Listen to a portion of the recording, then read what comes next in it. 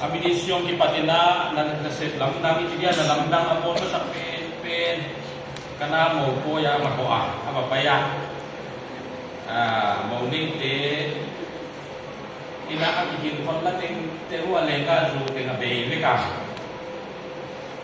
niya pa iko matama mama ni na Jesus na lamdang bola kipana Nengka tuthol tia tuyong sumun na tia tuisya. Asun sakpe nengka Joshua sakana lamdang masape na bola.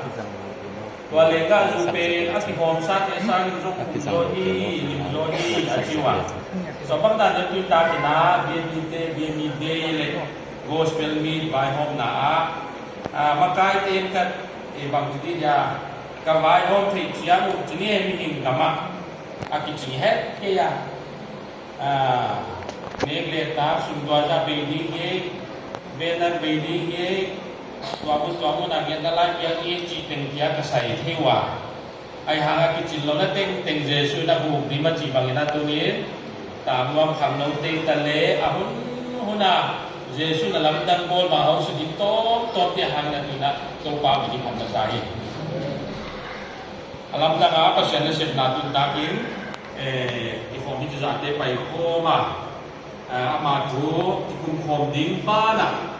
gospel ni kai ma bangina bual no ko ma la sa khom ding la sa khom pa sia ni phat khom na anwa ma a khum deu deu ai chi nge mo kana mo poi pai na jing chang vela mai lai mai ni chi liang le la bun ke ni chi ai ha na chung ta kan wam ta ting ti hian ding banga ilo na ma sa siang to na sip na tu ni ding jong ilamena to tung tin hi ding lu ma mun tuam tom pai khom te adia te ki hi ki tha kho kaum te kim sip yan pai khom te nu dama to tin ba na ki ma ni ka lo ma ma ta ka lal boy ha ki le ta nu bang ki khom the ya ka lu dama in wel ka he ong pai san sa ka pu reverence yam pu na khat ve aha la ki khop zo lai na alung dam no ma kho du kala te ma khat ong tel ding achia kala di bangali boy achia jangan auti jangan lo sidang dele dele mata non dele sakte boy ka sak ma hina thule thelo nala pi kan lo pe thai pakwa ala dei pa ma jinala thumang jil sel tuna sa ka do kita isi pai man mo dele amla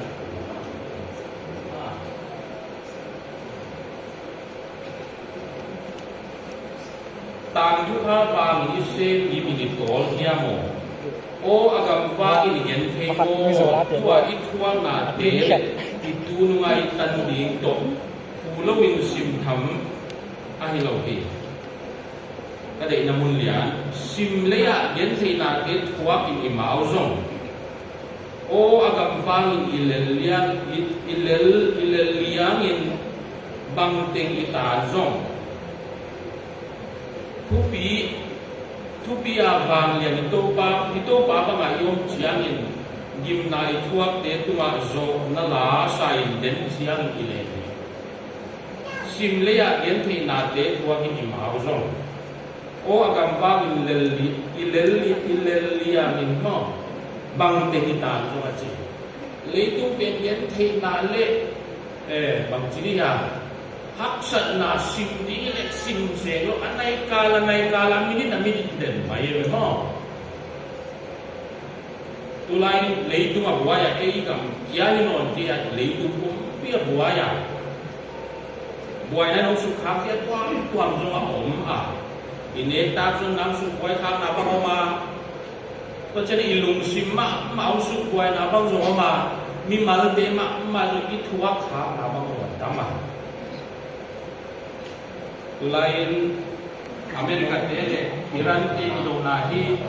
no na lu jong yam ka thi ke ya ti ka lu la ha ni ka lu lo ha ni ka thi ke ya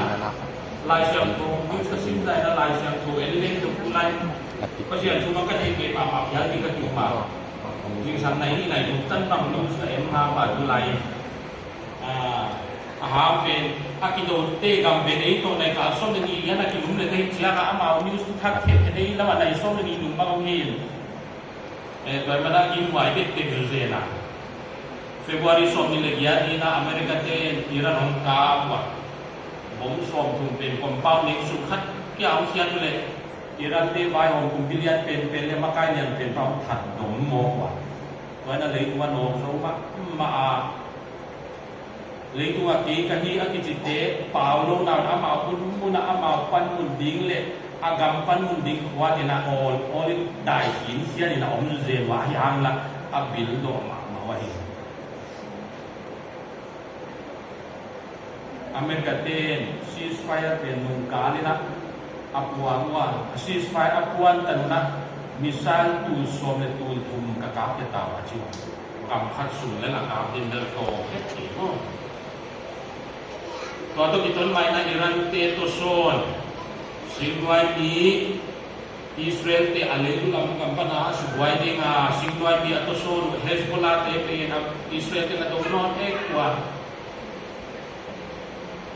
นิวส์เนี่ยถามมันมุเทดีว่ามิไซล์ลงเลยที่มีเสียงอะลามดีนะอะลามเป็นที่ตะกาอัมบุเลสไปจะจะยิงเด่นมาอยู่แบบตัวบางด้านเป็นนี่ก็แต่ในการส้มนี่เลยสุวรรณในการส้มนี่บางยิงจะจะเล่นเดียวซิมเลยก็เลยเรียกมาถามว่าบวยนั่นบีเบอีเองก็ไม่ทำพาเมดิเตติบวยเชียไอฮามินะตักกินจิเลเองที่มันเอาเด็กคงเป็นบวยนายเด็กเราเป็นก็นั่นเลยก็เป็นบวยนั่นเองกับมาหิมะคุณตาเป็นอาบังสารวันเดียนี่ก็ยังทุกข์สักหลายนะทุกว่าอุตตมุสิมามาไอ้หาตัวเองเป็นมองเล่นในการลงได้เก่งดีนะ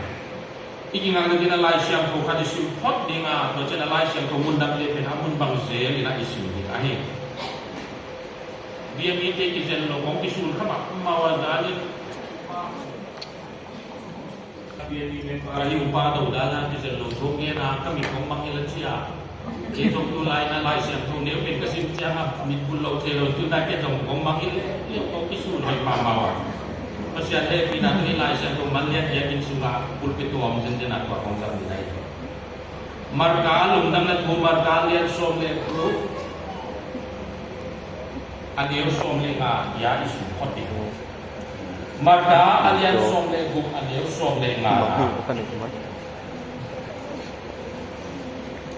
Laisan kusinte na ti mamadi wa lungdang na buting laklaka Matthew marga le lukapen kibang simsimay men sinoptic ghost kana jiwa toting laka marga pe na bulpi di ma dunga isuma Marga alian som le guk adio som le ngara tua khit sia in amau te tua lấy tung thêm biểu lục để bay cối lá mi thêm biểu tua lùng đâm là thủ là hiện tạo lấy tung thêm biểu lục để bay cối lá mi thêm biểu tua lùng đâm là thủ là hiện tạo để lại xem tổ sinh là để tổ bay tất chân học việc sạch cả hen tổ bay bay của ni và tổ liên xung quanh để thêm biểu bộ tổ bay bớt xia nó tuân ta cái nang mahoy natin muin to ba kakim kakiyang siya nale ay tu siya ng tuwag din male tuntang kita to pa na poti na siyang kote ibang nang mabiyan na hoy takmay nang makat na lasat na hunde wala takom thay na hun hoy hun pa ibang nang piyang man nang matuan dang grupong tuwag ahi to pa tuntang nang matutak lai siyang to pan sana yen kung kisat lai takin kay aho pi kahiya natapa tuton ito pa natuti ang buwang zakit lewa kita kau pai khom na misyang hotel to pa inlama amaw te abol hoi thading ai kele anun tang nale agam tan chale ngai sunna te akhel theiza dong dinga nang ma thu khabe to chia theda dun na thu hok buwang zakit nang ma hong siang wa hi ko te hong suwai the se tan le sakina tom te lakan hong ke ma kahun kinwam tang na ma khasyang thong pina thong zang sakdi na le ngai kiteng hong itang tanahin na tapa to pa le sumin hong tubing to pa pasyano amen ni ilai siang ko sim namun leitung khe pyo no te pai koi la mi khe pyo tuma lungdang na thu na hil taun chi pe ilai siang ko atian ya ki thu chiang thak suwa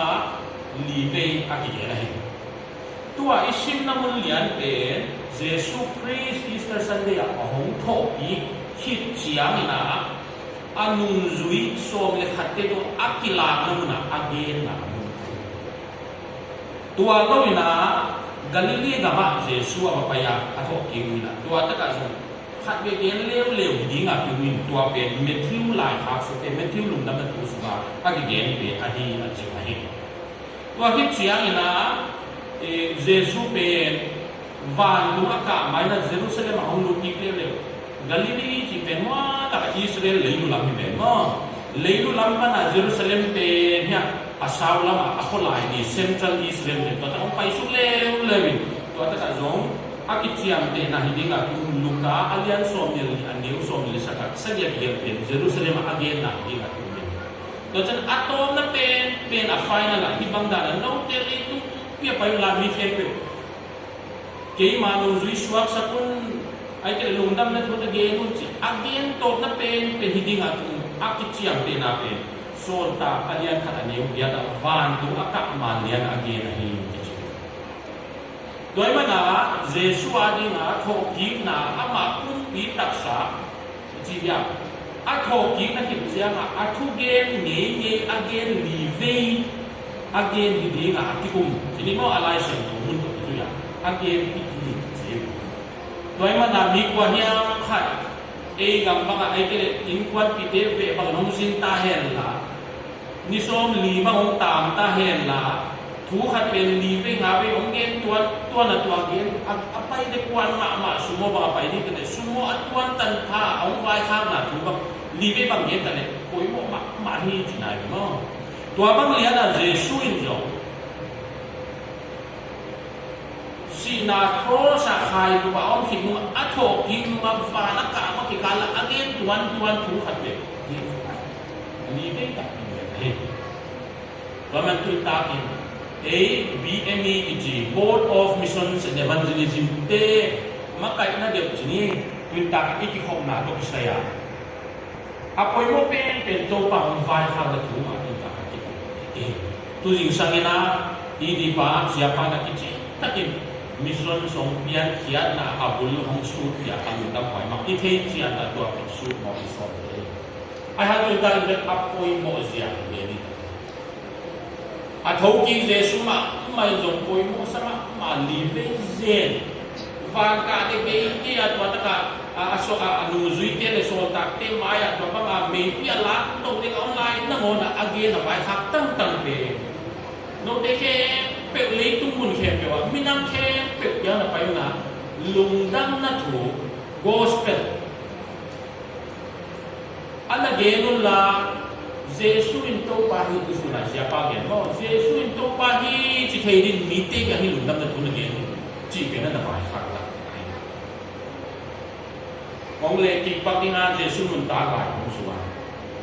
marka alian li aneu som thum le ma amun bel ku sim no te ke ni la thun bung gen ta kai marka alian li aneu som thum le ma pa na sim suk suwa alian li zo alian nga aneu som li le thum dia en su le chi Jesu ina na lam da mo li de ong ki som de ni tua te bang nya mi chi le ama sa pen ni na anu zui te pen a om na mo sa wa ka thala pai ni chin tembo kula lam ka pa bel long chi mai pe ai te dim kam pa te dim lai sa tembo tuan piaka la khala ma Jesu na apai pi layak mata apai pi huna mata hui na piam along atemo kilok gobin sining bangsa ta atemo lok ka mo ba hu lai ka Jesu pe anwa ya ate wa na lum hin khian ba ma kho lo ba no anu de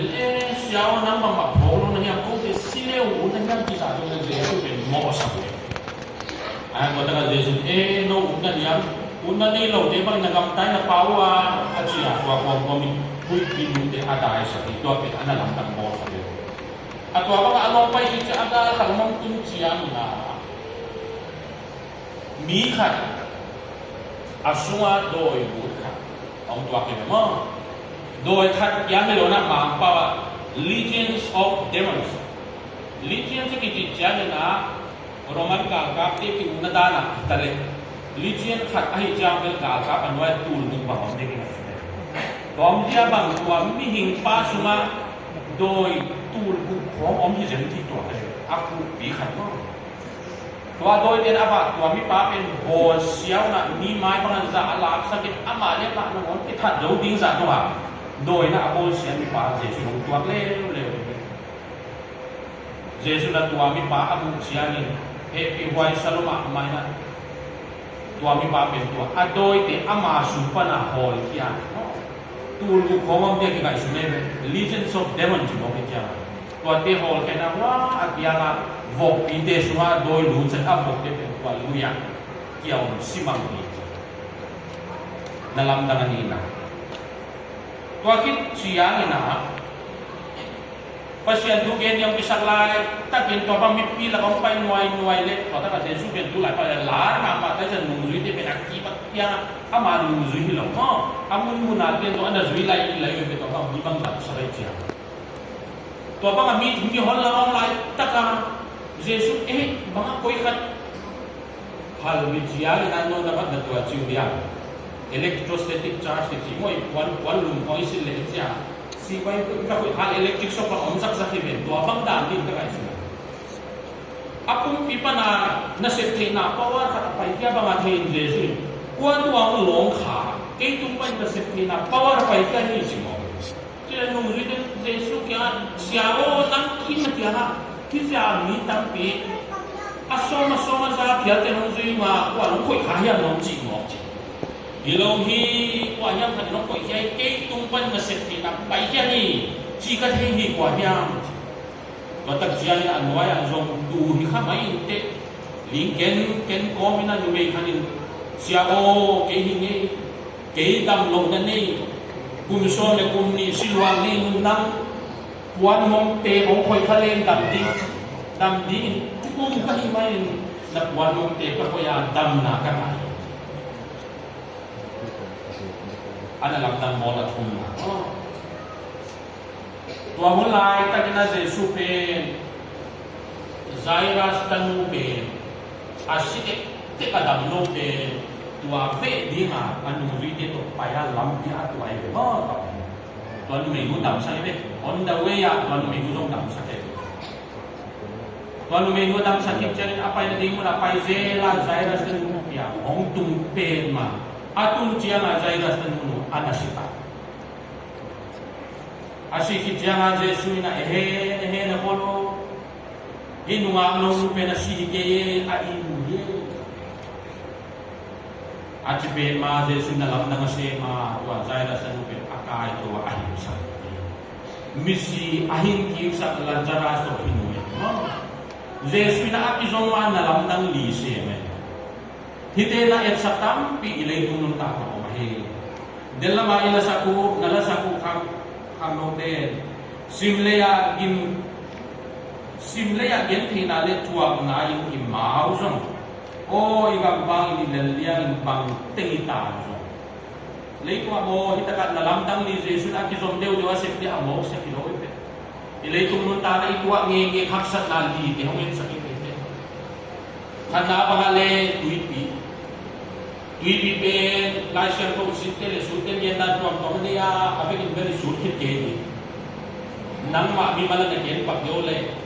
tuipi na no ai te le hui sia na no su se the ni hui sia na to hun atam ni ni ko ma hi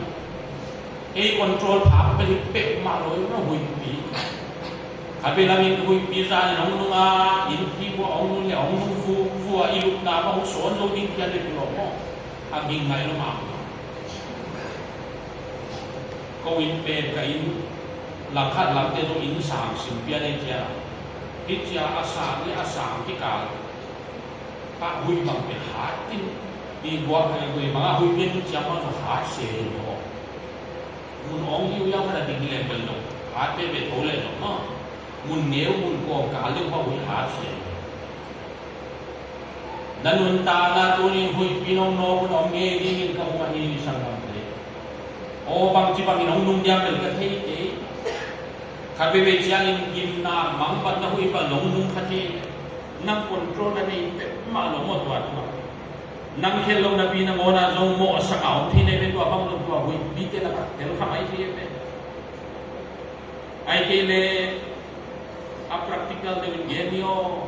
ilay tumulunta na nele takson siya ibe Amazon siya so esema Amazon siya muibe mo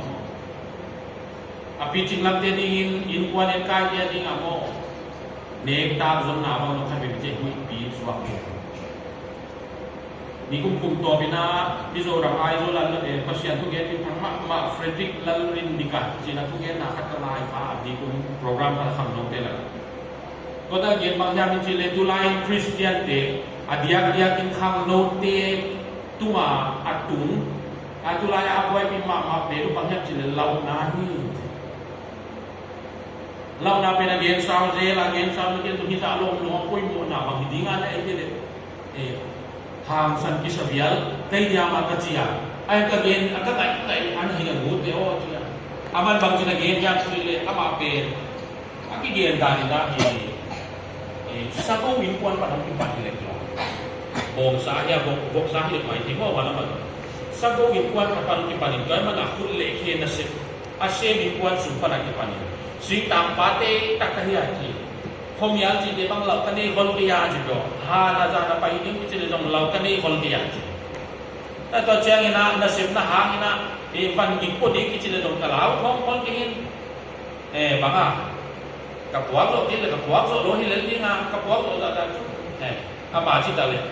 katan che lo che ko katai se hol de che na se dong kalin ke ma mi hin mun ta ya ke la lo din dong kalin ke ai hang ni ki thei lo ka le na che tu lai kham no te la ka mo lao na ki che be tu lai su wai ma adia de kini ilang ka ba zong kham no te la ka law na hang lo ding ya ki ngai siat na apa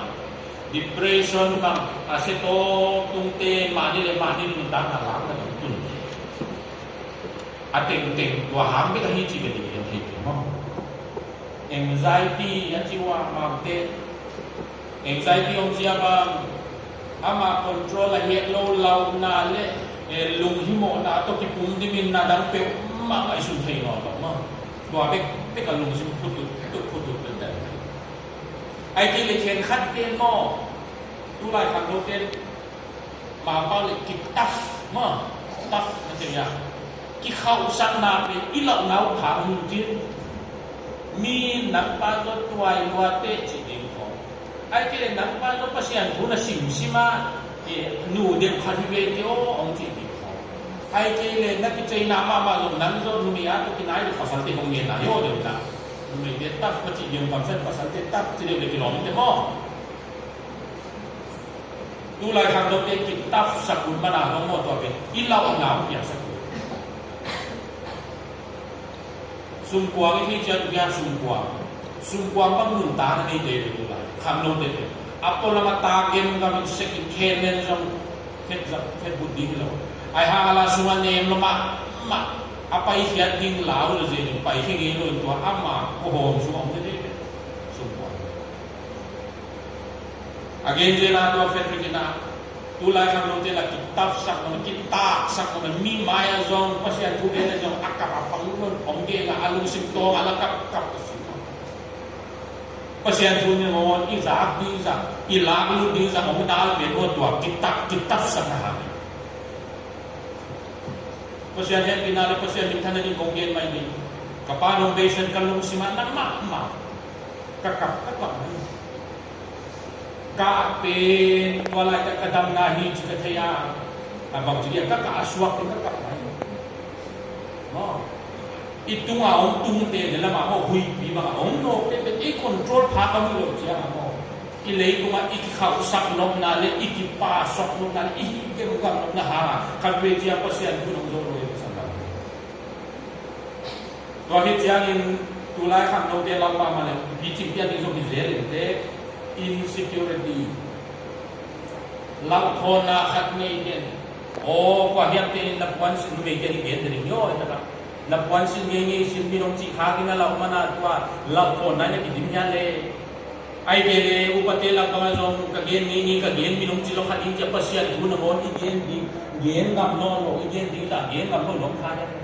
insecurity yo leitung pung tia how man zone man khan to man khan nia man na lo leitung po ya ni insecurity te ki kwai lung simalau thon adim den na inule pate bangyam khating avai so tusulina ama testimony ma ngene jena ngai siam lo ngai te he la lia hoi ni long ke tu ge long pat khati na ama zo ale tung ta na dinga anu te pate wan hui ki jil sa ko hi tu ake mo tu ake na man sin ta na ma ge mga asyama sa pola tel khaloi chianga sin be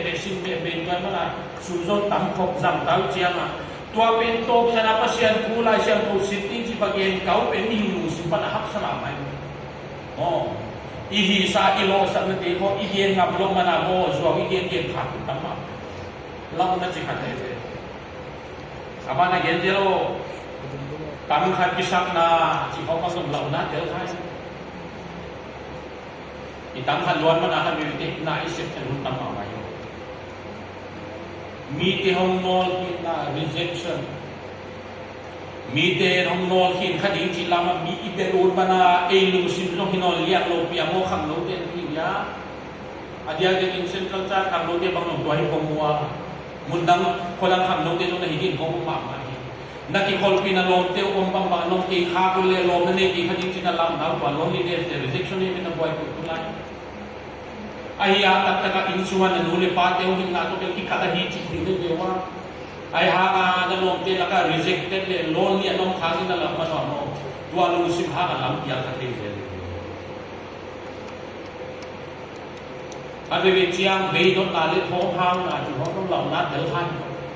i be do lo chiang mo kha be chiang lam te ton kya te yo sang ka te tua hun te pil ma di ni ho ki de gen je tamma lau na hanga tulai kham no te kya hi lo pi ching te na mo lam kya ba hi tu che hita ka nu zui te jesu to tui tua galili tui le tro no to tua longa te mo tuan cha to hui pi ni cha asoi ek la lau na ki mo be ama te song sial khau me nu zui jesu nu bi lian ya to pa na to tia na kung te sitik na lau na nang ta no hi tian hi ale cha jesu ba under estimate na mo na lu mo tu ni sangam te lau na tin khan ni le mo lau na dala makagerong gen je le ke san mo to ba gen je no tu ni gen tin to ke lai siam ko sunga lau pin chi kamal pen za thum le som ku le ma ri ong hi chi be wo adik dia di mai the be mo jesu hong pia ni na tu ching te dia ga van dung mi te pai ke akam ma se pe no bang lao ke yo no dia ni na na ge pia ni la te so el le je mo tam pe ti lao ke van dung mi te pe ma le tu a ma mi te mu ni ga bang ya tu ge no pai ke akam ma se pe no lao ke na tu ge siam ne ge wala siam ko so za thum le som bu le na bi lao tin chi che nit che ma pa se na lao tin chi chi mai da turin sangam te na le tum ta na nang control zo lo hak sat na bu pi hom mun chiang in mo na in kwan pi te hang pa ai te nang hi khel na jong tel ko a hak sat na de tua chiang na lao khamai te turin jesu ke lung zui te ba mo kha lo ni tu ni ki be ni ani na lam dam sim na jesu na doi le ka pasya jesu nu ri ke jesu na lam da ko te mo ge ni pe kan ni doi le ka te ye te a pi pe mam ye ne mo religion so pe mon te mi doi la ku do pe tu lu ka suma on dim pang chom ya ya mo mi ni ni lo ji ki la ma mo kha ye ki la ma mai doi le kao ama suat te na ama ut banga jong om sak thei lo tua doi le kao te pen jesu la khia changin wa ta ka kia ma vok pi te vok hon te so so lu ni a vok te no tu ya ken bang je tunin sangam te nam piam thakin na hiya na suma khasiam ko te le tua su buai thei ding doi mang pa na sem kina te tunin to pa na khia sa kha be chia mo piam thak nun ta nai hak sai sak zel zel naw ma le khasiam tho pen a imun khem pe ina khem i teng ni mo pa te pa be ya le i teng i pia khem lo chia hi te doi le gao te pen mo suma lu ding a kisa no chu se tua tua te iki gwalzo sakja nai te hoi taka ki ap ki na le hin dal ki pu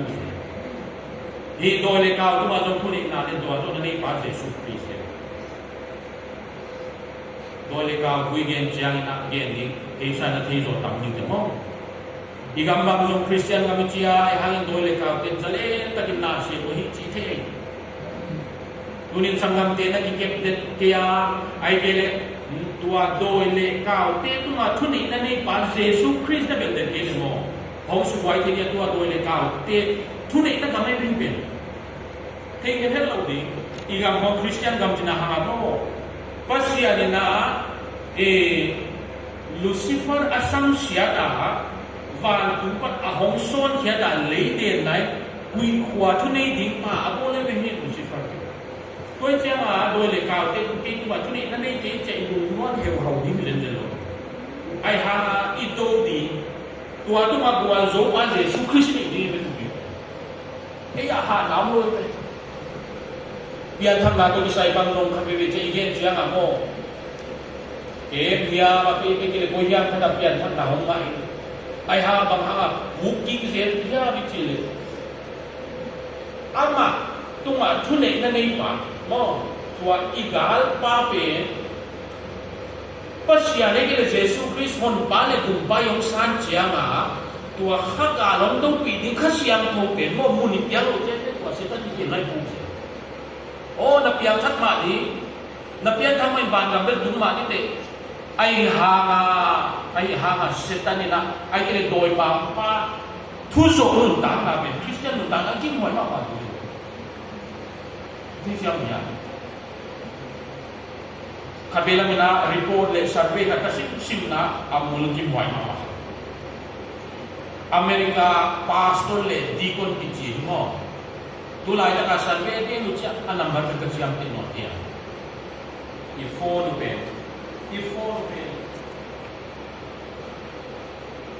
siya na bulpin ilan mo tu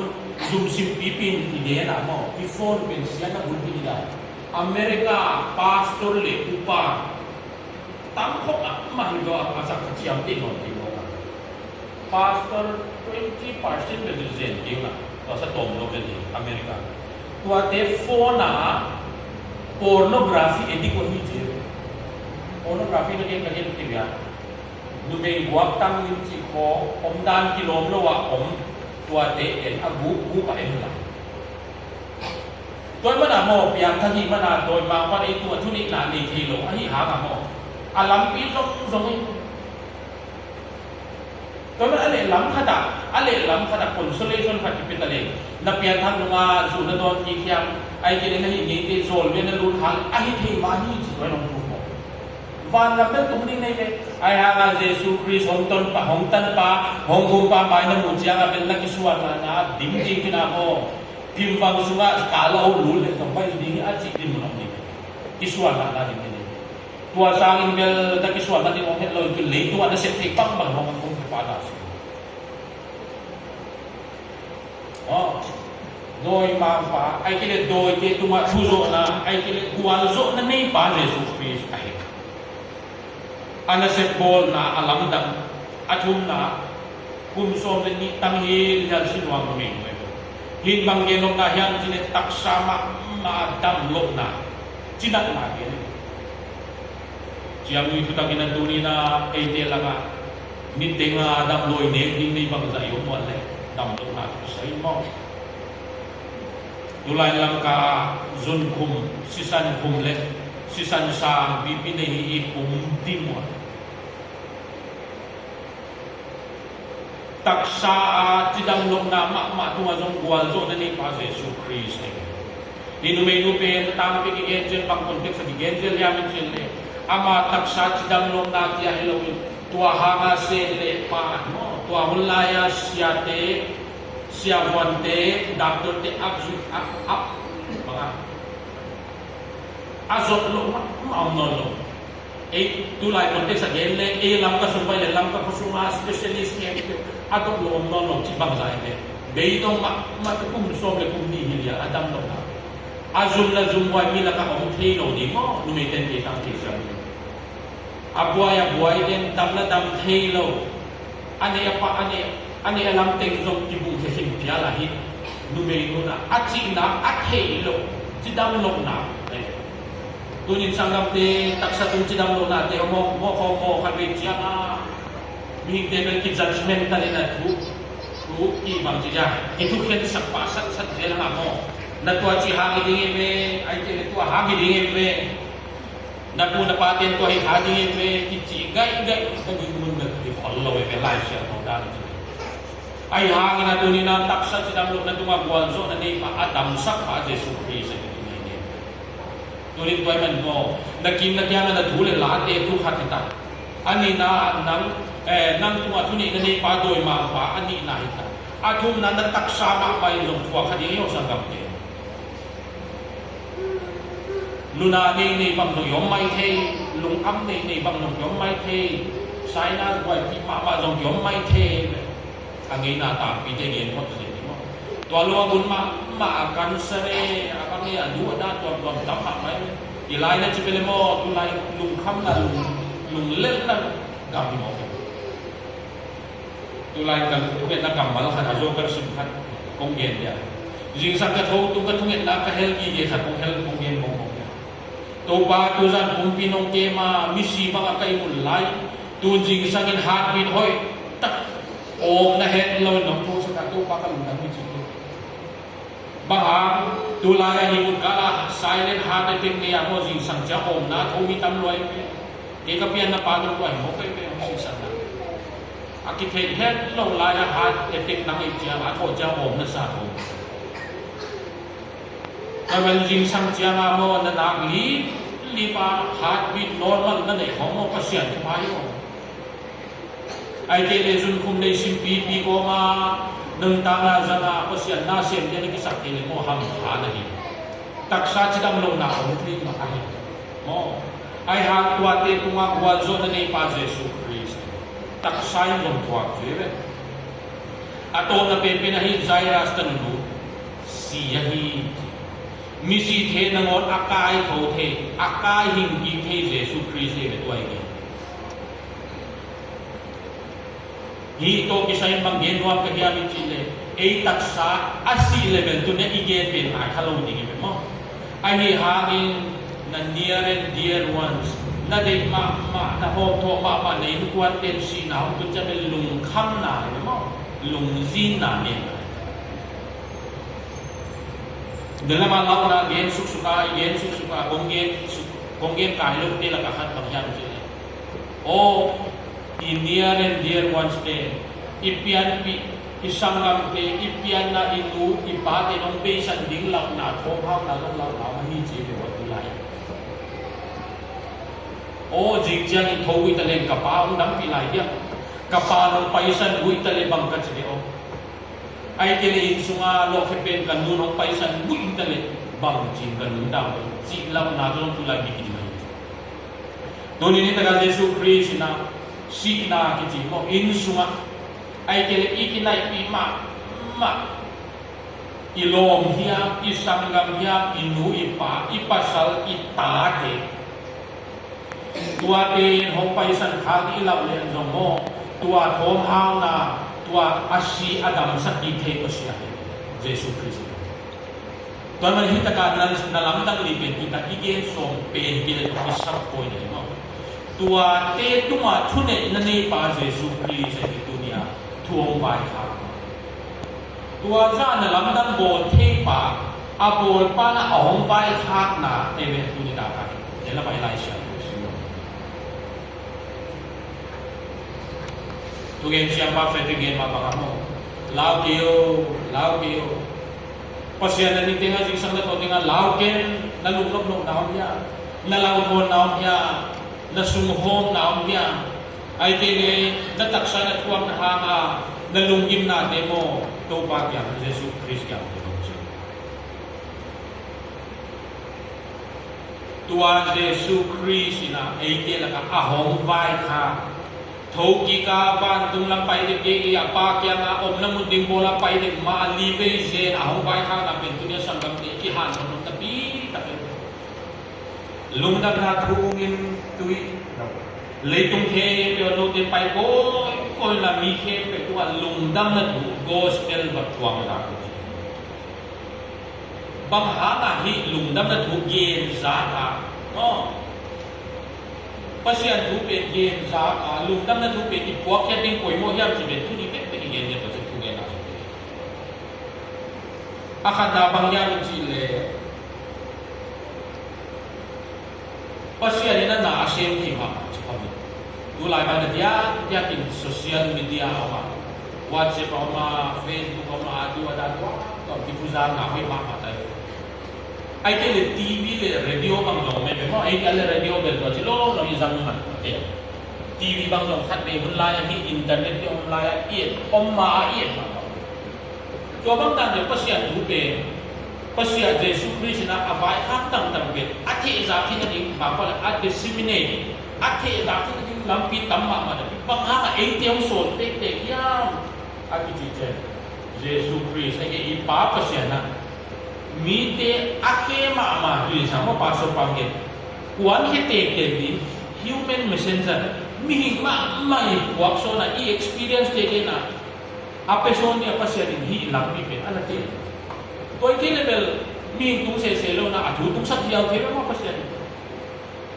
tim de jiu ya hi mission pe mo pasian na meeting mak mai apuak son dinga anatel ko apoy mo siya ng ganito no hi siya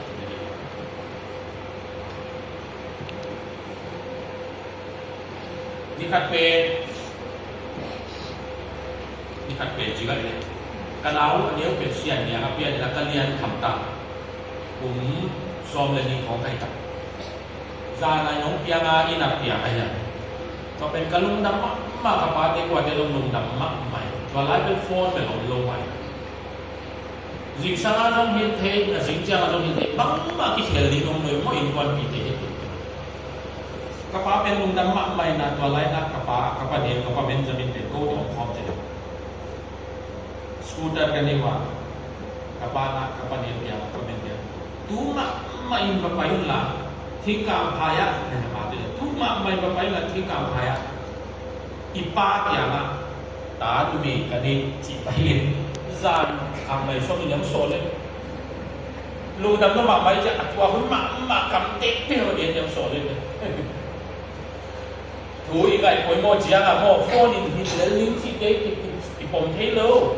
again zia ding ho i hil bang te ga mang te pau le expression nui sima gen ding tu tak dewa gen di ai ke he sim dewa tai ko ma gen di chi ken i gen la te amai ko zia ni na gor pe hong hil wi ja mo tu ma mai ma pai la i pa ya tanu ka ne chi pa ge no i yu yo mai be pasian ni zo mo alung sim tong khoi thu poi moi ja mo ami te ma mai pok ya ba gen ka de o lai kha kun la ana piang that ko pasian Yesus Kristus ana pokong ja lai kha ge gen lo me email khapun la mo BCM copy te ya missionary pe nong ba pe un to ta ka missionary te ri to chit ja pasya ila thong ye lo missionary kal swan ni mission pe mo human messenger ami ma mai poson dinga atel thuwe atwa poi mo da no di paso pa ge na mission pe apoi mo da to ta ka pasya lung tang tong pa ro pai thuwe ya kila tu jam ta suma so ta te ek semua alien dan apa English manon ke Samaria de Judea gam semua agenda apa sih mo solta Philip ana so Philip jong pa in minsia te teng thwa ka to ta apa sih tu ta ha ba ni sa Samaria le Jerusalem ki hotel lai ma mo gam ki Judea ai atak sama ma gendi nga Philip pa kwane tua zong bangun solta Stephen suama ati den kip pasian tu bela khau ba jia ma mo a kontra sa ale la ma tu pai lai tak na pasian tu pen hat ta zo pa le pai ve bo apoi mo dai ni chen ko sa apoi mo da ki se pa solta ke alian so ma pai to wa solta alian so ma kwa tam pu ma le Zentel mi telaka Christian pa sa pengen ka ma pa Cornelius Corneliusเป็นอามามุนาปัสยัน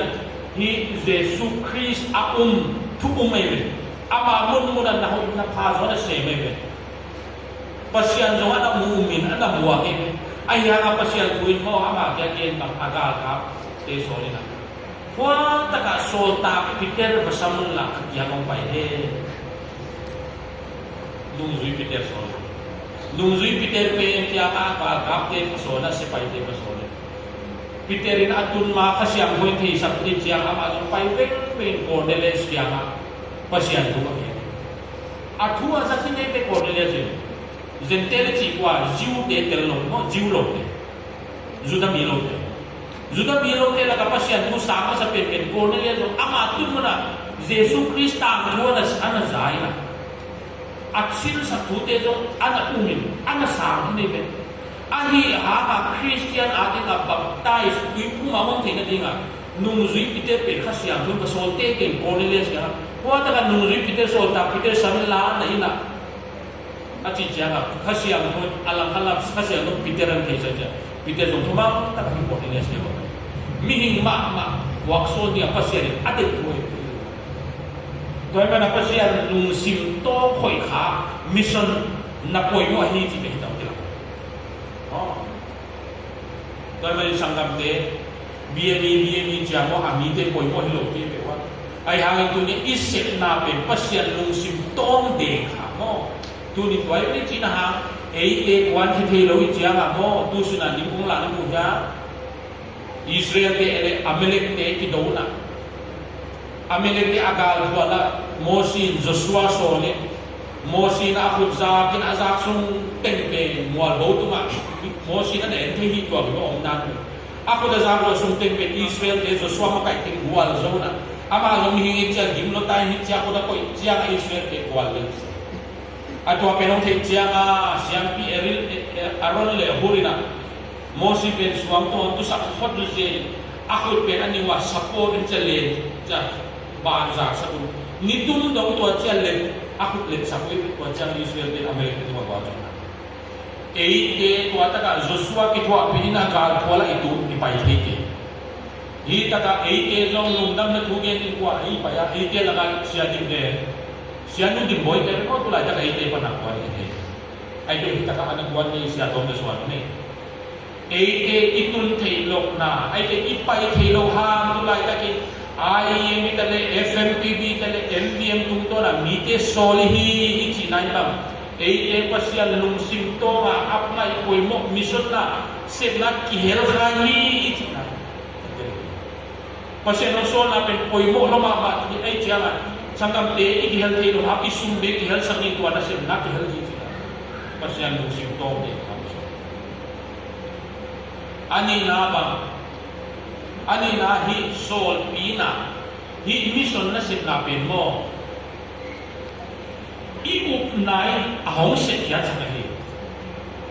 It is the work of faith. Christian kat daw ni jaga mo lum tu mai yang de loi ai ke ta kan lum da la la din ka pasya lum de loi I nai ta se ya din de mo lum dam da gospel kwan sa ito kisay na BCM Paul pina ito ingin te na sindiya the Constitution Busib left in article number ni na point nga na BCM mission tukle ngim te agyen na mo lungdam na tuta ko din panasana ne mat iugnay mo ituple ngim Paul bin ahong sekya dinga tuple ngim ay ko ite apoy nga na pen mo lungdam na tuta ko why Tuan mana sanggap de ilungdam mak dini pe jadi mo hinasem na tupi taka na isep kya de pe ipol pi tum to na asem kya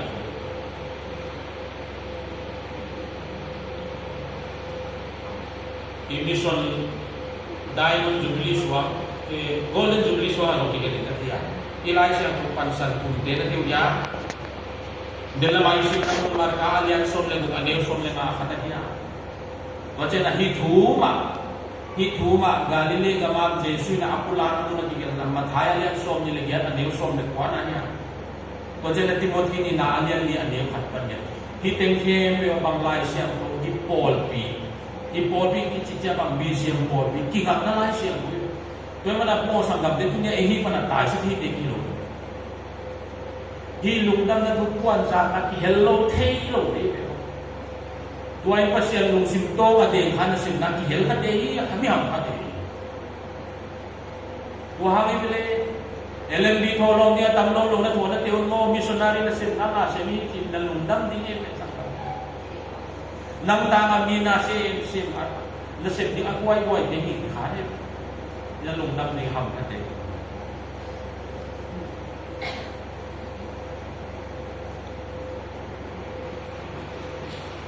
อีกแต่ไล่เสียงของบุลพูเตะละกะขัดปันสนิทอยู่ซ้ำเราไม่เรียนหลายติโมธีนี่นาอันนี้อันเดียวขัดปัญญาสุอาเวกินเดริสินเกนี่งาอันเดียวขัดเรื่องนี้นาเอง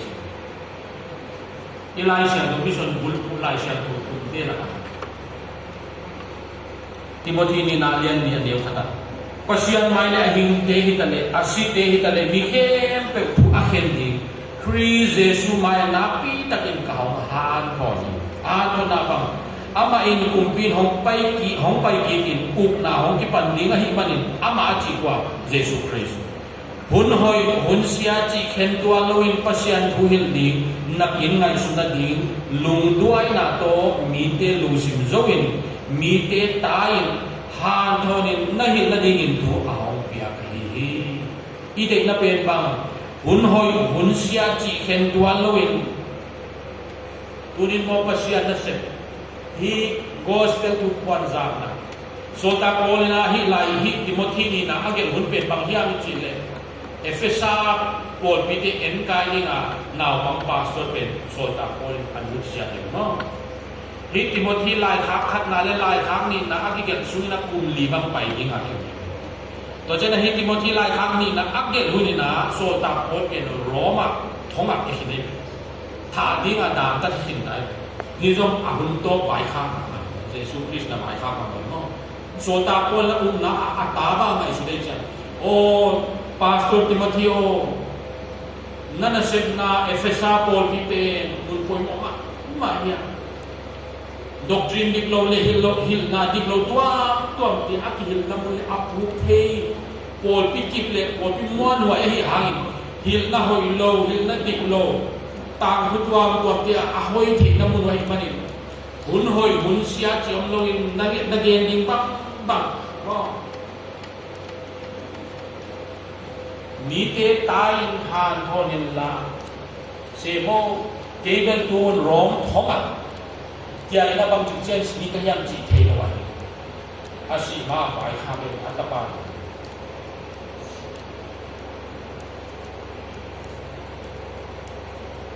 มังป้าว่า New Revised Standard Version ที่หุ่นหอยหุ่นเสียจีเข็นเต้นจีเป็น whether the time is favorable or unfavorable ว่าไอ้เกล็ดนั้นรวมนะครับ whether the time is convenient or inconvenient ไอ้ป่าวว่าตัวข้าศึกว่าสมสักอย่างอักเกล็ดนั้นเป็นจียงเซมินะที่อย่างหุ่นอาอมจงอินอาอมเกยจงคุณสั่งคำเทศไว้ไม่ทำคนไหนทุกคนโอ้หุ่นเล็มตาหุ่นเกียร์ภาษาทุกเย็นนะโอ้อินเซนนาหุ่นโอจะเดือดเกียร์ไอ้เด็กสุมากิจินจะเดือดเจียงมิสนารีพอลงทอดีก็ฮีจะเห็นตั้งแต่ละเงี้ยนี่นั่นโถเองก็ดีที่เราไม่สั่งคำเทศอีไลเซียงคนเป็นโมหุ่นอาอมจงอินอาอมเกยจงอินภาษาหน้าเสียงโซเลนั่นทหารไล่ตัวสุริยันไปเลย FMPB เตมิสนารีลักดีบุญยันเลยข้างโน้นกลุ่มส่งถุงตุงลำเตเซมแล้วโน้นเราดีหุ่นโมเป้โดยมาข้างโน้นกลุ่มส่งถุงน้อยเตเซียเป็นมิชนารีที่ eligible สวมโมเป้เพราะฉะนั้นให้พี่น้าต้องที่บางกลุ่มส่งถุงบางบางเนี่ยยังจะสามปีเชียงอ่ะมิชนารีที่เป็น FMPB เตน้องแล้วโน้นเราสวมโมเป้หุ่นนั้นต้มดานโม่หุ่นนั้นต้มดานมีหินเตะขัดเป็นกลุ่มส่งถุงบางอะไรไงส่งกลุ่มส่งถุงที่ของโซนเนี่ยโอ้หุ่นเล็มตามมาสเปนะมิชนารีทอลงกับเป็นดีนะที่เลเวลมอสังกัดที่ตัวนี้ตุ้งเตะขัดจีเราไปไว้ Huna om zongin a om ke zongin. Huna om zongin a om ke zongin. Tu ya pasian nasen. Mission nasen hi gospel tu pom na siya na ti ha. Upalamite ko han kon tahi. No te nun tang na ni tu kwan lam zo hi dia mai te. No adin thom ha pom ke la kasi te na pang man kasi ni chin han chiang na tin chale ni pom ni sa. Adwalo upalo zo de te khang no de zo de te. Hun nei sik lai pa ma ti ngai sun no ei pau na ga masa pul masa chi chia upalam te hong pul masa kle ei khang no te de hun tom hat ni zo de lai pasian thu sin tang tang ni o hiang ta ka pasian thu le pasian lai se ti na di awe chia ma pel mo missionary thorom bia ma hak sama ma ve de ken long tuang te ne adam te ken de missionary thorom pe Akin pe gulong dia ai kile kum tom cha pia thi ve cha na ko ikya le kom ki khol le hak sama ma yo missionary ko so bible yen na ve om ke mo yen na ve om ke khiat khen khiat no sak pe sum pi khen khiat pa za ma missionary ko lo ma khen khiat tan mai ve sumong ki chin de chiang che khiat som le hak sama ma ye sang dam ke Pasya ni pinato missionary wa na din na kum som ba ke no ko no kan peta. Hak sama mai ahunai yakke. Hullem jo de su kining chin jo de chia chi level mo se me lo ni. Turin sangam te thupu na ni ilang bang ben jin cha na fit sai se ke le mo hun be ke. Tunaya Amerika ke to Iran ke ka na Good Friday ni ta ang sobe. Good Friday ni ta kina Amerika te Iran te to ma ni bang na aerial survey ni na a fighter F-15 Eagle Striker aso. To a fighter in pen bom le pang kim apo ka. Asuma pilot ni aheng ni adua. Hadin to awalen pe ito pe pilot. Actual pipa pen weapon specialist officer mo WSO atu apa lempe Iran te ka ki mo Good Friday ni Good Friday ni to ba ka sia da hon sia na hibang fighter te pe to ba tu sia ron ni sia na ama tu na pe eject de ni mo le atu ama le ba le ki ni ki mo to ba ka sia da akha tu ka sia ron chen kin ta ye to pilot te ye no decision Tukung na lai na about ak eject ya. Toy cha aban le kita chi thi cha Iran le tu pum piam the na tai mo Good Friday ni ta. America ke fighter F-15 e ka ke non tai pilot te zon ding te tu kita. Ham bhat wai na tua pilot dik tak pa te tu aban le dik tak pa pe. Ong ki recover pa do ki pilot. Ai hang na to a weapon specialist officer pa SWSO India rin na to ki pangyang da thi ke ama ga kapte suma all na rangin mo specialist hi pa nga combat operation assault bil amwan ma ma ni be code sign America te na pe power a code sign pangyang ni chile Dude 44 Bravo ajo Dude 44 Bravo mga hi recover na yo ni chi pe US Central Command ke atwa to na nai kal som ni le ko chung Iran te ngam thuk suwa ke mo ke cha mu khya na ta lo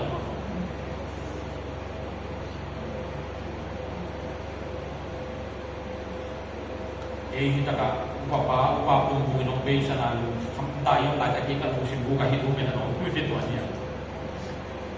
Dude 44 Bravo ke mo ta dio cha bu ma phone en ne mai Easter Sunday le Good Friday di ka mo to pen hi pa te ama training la na to ba ka kya ta behind enemy lines ka mga kalte gam sunga ti yati ni protocol di ding ni ke ka pa pang te thei ma ma ni mo akya na mun pa na agam la thei te na tai sia ding asa la ma tai ni ti cha ama ben akya nga mo sa to na ka to fil bel mai da ana ka to fil bel ni muale mual guam ki kala na ti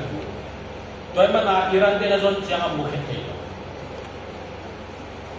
adungina ahonggen siang na Amerika te penitaguna tuswa kinahonggen siang na Easter Sunday ji sana hi babam ke hoy ma toy mana hi faida na hakke pa pail amu sian pau du 44 bravo pe Easter miracle Easter na lamdang hi jis de Easter Sunday ji sana nai ka so li le ko kya hi pa mu kya dunga kalu jo khoi ba ba yang ji to ba ma ong kya che ba amao tak sa tunga device like communication device wireless chi dan de chu ni ma ko zo tu pi tunga helicopter le de ribe helicopter to ba pi kale ni jang live na dong pi na to ta ka wireless ka pi de le to be penik button ji ji asan kan to image yang le to pi satellite na wa ita ka make pe a call sign here tapi kami yang ingin kong isin sakit ya, memang itu wakian apa orang yang tertarik. Pasal ini kita tu jangan lebih sampai kita. Tua bang dan dewa, tua Amerika galka siapa? Dude 44 Bravo itu bang gamang orang jangan tua. Apenik betul jom mepak namlo je. Aha pen galte gamso bencar. Oh galte tua signal pen. Ana man kale iral te ga kapten ama gam sumile ana man tale mangi ja mo ama lo tai bing to mual sang lam lo ni mual buang ki kala sa no ma bu pa ro ni tua tak pana hitaka hongu khya cha ma mo hongu khya te na hitaka dur 44 bravo ina message akap khya masak pe be hinga ba ni God is good apa ini? Pasal ini tanah mata he. Tua message orang kafiat siapa Iran tu? Kami kan maktilah tu. God is good. What God is good? Ayah Amerika te defense secretary pan ben hi call len pa ben ni mal takan te. Christian hoi takan hi cik he. Tuai siapa God is good cik mel mate kam supan orang kafir ni pa ben hi kal kapai orang bilang hi cik kita. Noi jangan hi message ong ka kya pe Good Friday hi ko tigin ni pe na tu Easter Sunday ni sing sang halwa tunga aw na pun pun kana helicopter ko ke to mana hi defense secretary pa pi accept pani indeed God is good Dude 44 Bravo is safe in our hands pasyari no mumbit sa ye Easter na lamdam kay US America ka kapten tahan tuang ni to pa ko ni mo paswa na God is good si mo to pa ko ni ang mobile phone pa nakakap ya diyan agamitin sa kulit ni pasya na lamdam dan mo tuang God is good tuang God ito niya igen indeed God is good mama ito yung sangkap Mission na senai ki hel hapen tu pilwa hi isep ding ma hi atu pi ma leitung ni te ileliam pi ma wai ti mo tui pi te ilei nun tanga tui pi te hitale hui pi te hitale ani na do ile ka setan na septina isung tang panang suwai te te tu gua jo na nei pa tu pasya ne God is good te mo atu na taksa itinat nama tunga gwalzo ni pa Jesus Christ alina asite na mo na kai ho thea sina hanga lungkham te zo do pana ongun kete to te tunga gwalzo ni pa tua pasian ai tua Jesus Christ vai kha ka hi mission to ta ni turin ngai koi mo no the ikihel kha nung dam ni tua na sepna itu na siya may mabanso ABC po piti dia ngagal mo itu playing siya constitution na article number 2 point number 5 na igal niyan inner siya ino jogen no sa pole mo den chen ni ang don chen ino iso ke no di mo tini na alian ni ade kakpan dia mathai len som ni le dia na le som marka alian som le ko ka de som inun ta ihin ipol pi isep ding cha itu ding sem kha ba mai yo sem kha ba mai ga ma lung che ki itu na chiam che pan ma ban som Ita ka dude 44 bravo ina alay nun tang na ti khut sunga lang pa hotel mo tu pati pa be sunga minsay ma to ta panas akai sa bagwa God is good to pa mo ni no ko pa siya ni ama hong vai khak te sikina nung takika va nakama poy mo sa wadi le ina mo li te again kiki ko pe kita again ole kita kapasian ko alai siya ko kamal pan sa igete to para tam sina anun tapi te ahin pi te le apu sa te na to pan to pa pia sa tahen to nang lai te kung pa maapi BNB Day som dilek khat beina kam gospel meet siya tigim minta ka kana patu nang mana hum kitwa pin tuni jek sang hun sun hum tuni chiang tonga tun chiang tonga khalam ante khalam tuite le salam ante salam tuite hongne hongdon saka va taka hong koi to parasian namin siya to patin na tunga ingdam tu kahong poti ko he to parasian haan kanekren teu le khalam tui ka don ken teu ka Christian nuntang nau a malam mradi nga to pa thatak kalang nau le hamlo bina to pa han siya na thak kalang nau ithen bege bal kim tunga tu ha ngambe na sakdina kahong tu na he Yun sunga to parusian napat na lagsat teule nang watu kegen teu wana negle do na to pasalam to kabol ken teu nang mahangi lutam tong kuat komin patwang ngai wat mana kabol ken khat dia kesel ken khat wong zen le nang ma mo mai na hongen na hongpiak ni na hongen ahe Naday na mga kabok hako lang nakalam ng ta, lalo na patuang ken, pero naman alason buk, alason tum, azasa ka tinato pa, kung may saksya tingin na pinatuhungin. Dan siya yung zomto para siyan, kadonding teo, umsay mo matwa tebang zom, tutaya din na, ana din naman, tuparang tersagdingin, ng mga kutakong akip.